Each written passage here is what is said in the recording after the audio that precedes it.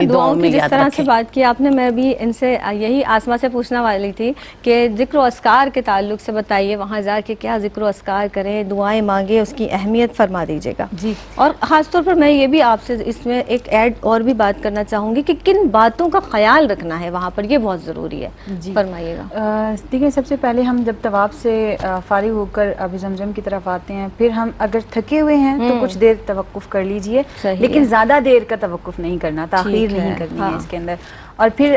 صحیح کرنے کی طرف جب ہم نکلیں گے تو اس کے اندر تسبیح و تحلیل کرتے رہنا ہے۔ اگر کسی کو دعائیں یاد نہیں ہیں جو اسپیسیفک ہیں صحیح کے حوالے سے، جو درمیان میں لمبی لمبی دعائیں کافی، تو ممکن ہے کافی بزرگ اگر جاتے ہیں تو ان سے یاد نہ ہو پائیں تو وہ پریشان رہتے ہیں کہ ہم کیا کریں گے۔ تو اس کے لیے آسان بات یہ ہے کہ علماء کرام فرماتے ہیں کہ اگر اس کی جگہ درود پاک کا بھی ذکر کیا جائے، درود پاک ہی پڑھا جائے تو وہ بھی کافی ہے۔ ورنہ وہ ہمارے پاس لکھی ہوئی ہوتی ہیں تو وہ اس کے اندر ہی سارا ذہن ہوتا ہے، اور ہمارا وہ تصور، وہ عجز و انکساری، وہ ادب جو وہاں پر ہونا چاہیے وہ ملحوظ نہیں رہ پاتا۔ تو اس لیے اگر ہم دعا پڑھ لیں تو وہ بھی بہتر ہے، اس کا ترجمہ یاد ہو تو وہ بھی پڑھ لیں۔ اللہ پاک تو دلوں کے حال سے بے خبر ہے، تو وہ تو دلوں کی سننے والا ہے، تو اس لیے جو آپ دعا کریں گے وہ قبول ہوگی۔ پھر تیسری بات یہ تھی کہ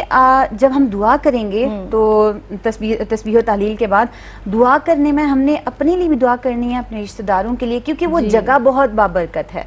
وہ ایک ایک لمحہ، ایک ایک قدم ہے، ایسا ہے کہ اپنے لوگوں کے لیے دعا کریں۔ اور پھر سنت مبارکہ بھی یہی ہے کہ اپنے ساتھ امت مسلمہ کو بھی اپنی دعاؤں میں شامل رکھیں، کہ یہ ایسی بات ہے جو نبی پاک صلی اللہ علیہ وسلم نے حضرت علی کرم اللہ وجہ سے بھی فرمائی تھی۔ تو جب ہم صحیح کا آغاز کریں گے تو صحیح کا آغاز کرتے ہوئے ہم نے سب سے پہلے یہ دعا پڑھنی ہے، ابدأ بما بدأ اللہ بہ، اور پھر وہی آیت مبارکہ ان الصفا والمروۃ من شعائر اللہ، یعنی یہ پڑھنا اس لیے بھی ضروری ہے کیونکہ اس کے اندر صحیح کا ذکر ہے۔ پھر اس کے بعد جب ہم دعا پڑھیں گے تو اللہ اکبر اللہ اکبر اللہ اکبر، لا الہ الا اللہ واللہ اکبر وللہ الحمد، الحمد للہ الذی ما ہدانا، الحمد للہ علی ما اولانا، الحمد للہ ما الہمنا، الحمد للہ الذی ہدانا لہذا وما کنا لنہتدی لولا ان ہدانا اللہ، لا الہ الا اللہ وحدہ لا شریک لہ، لہ الملک ولہ الحمد یحیی ویمیت، اور اس طرح یہ پوری دعا مبارکہ ہے جو ہم نے ادا کرنی ہے۔ پھر اس کے بعد جب ہم نے صحیح کا آغاز کر دینا ہے تو سب سے پہلے صحیح کی نیت ہوگی، اللہم انی ارید السعی، کہ اے اللہ میں اب صحیح کا ارادہ کرتی ہوں بین الصفا والمروہ، صفا اور مروہ کے درمیان، فیسرہ لی، میرے لیے اسے آسان فرما، وتقبل لی، اور اس سے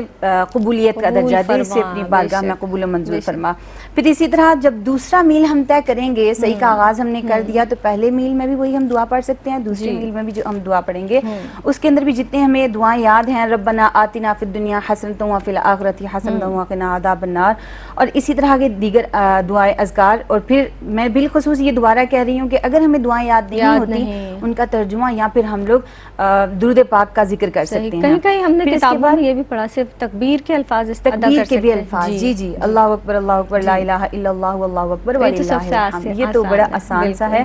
اور اس کے اندر خاص طور پر اگر ہم یہ ذہن میں رکھیں کہ لا الہ الا اللہ، کہ اللہ کے سوا کوئی معبود نہیں، صرف اللہ رب العزت کے ایک نام کو جپنے کے لیے ہم یہ ذکر کر رہے ہیں، اللہ پاک کی بارگاہ میں حاضری کے لیے ہم گئے ہیں، تو ہم نے یہی ذکر کرتے رہنا ہے کہ اللہ کے سوا کوئی معبود ہے ہی نہیں، تمام جو معبود ہیں وہ باطل ہیں سوائے اللہ رب العزت کے، صرف اسی کو جو ہے وہ اسی کی ہم عبادت کرتے ہیں۔ پھر اس کے بعد جو آپ نے کہا کہ ہمیں خیال رکھنا ہے کن باتوں کا، تو ان میں سب سے پہلے استباح ہے، وہ بھی مرد حضرات کے لیے ہے، رمل ہے جو طواف کے دوران ہم کرتے ہیں وہ بھی مرد حضرات کے لیے ہے، اور مسعی جو